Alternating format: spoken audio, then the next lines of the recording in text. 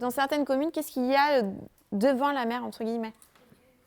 Alors nous, on a des dunes qui vont être naturelles, qui vont être faites de sable. Et puis dans d'autres communes, il va y avoir des digues, exactement.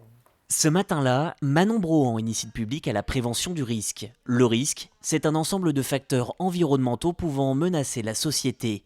Le long de la baie de Bourgneuf, par exemple, la principale menace reste l'érosion et la montée des eaux. Les digues constituent une solution efficace face à ce problème. Alors, est-ce qu'on est exposé aux submersions marines? Non. Voilà.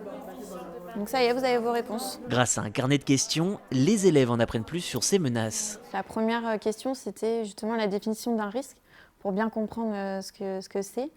Il y avait comment on développe une culture du risque.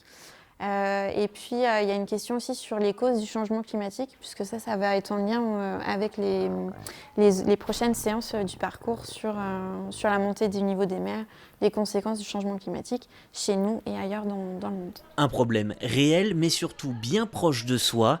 Pour ces collégiens, c'est aussi le début d'un parcours scolaire liant plusieurs matières. À partir de là, on va discuter, réaliser des choses, faire des expérimentations en physique et en SVT.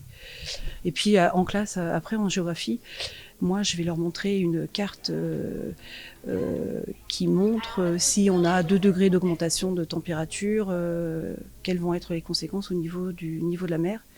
Et ils vont aller zoomer, ils vont aller mettre leur adresse, ils vont voir si leur maison est pied dans l'eau dans 50 ans ou pas. L'exposition s'inscrit dans le PAPI, le programme d'action de prévention et des inondations de la baie de Bourgneuf. Diffuser l'information et faire preuve de vigilance reste la meilleure défense. Ça, c'est un apprentissage, en le faisant dès le plus jeune âge. On va le garder tout au long de sa vie et puis on va le transmettre aussi. Souvent, les élèves que je peux accueillir en groupe classe, ils reviennent sur des temps mercredi, samedi avec les familles. Donc, il y a une autre approche en fait derrière aussi de sensibilisation des adultes. L'exposition poursuit dans les prochaines semaines son itinérance. Le 14 février, elle posera ses valises au Palais des Congrès Odyssea de Saint-Jean-de-Mont.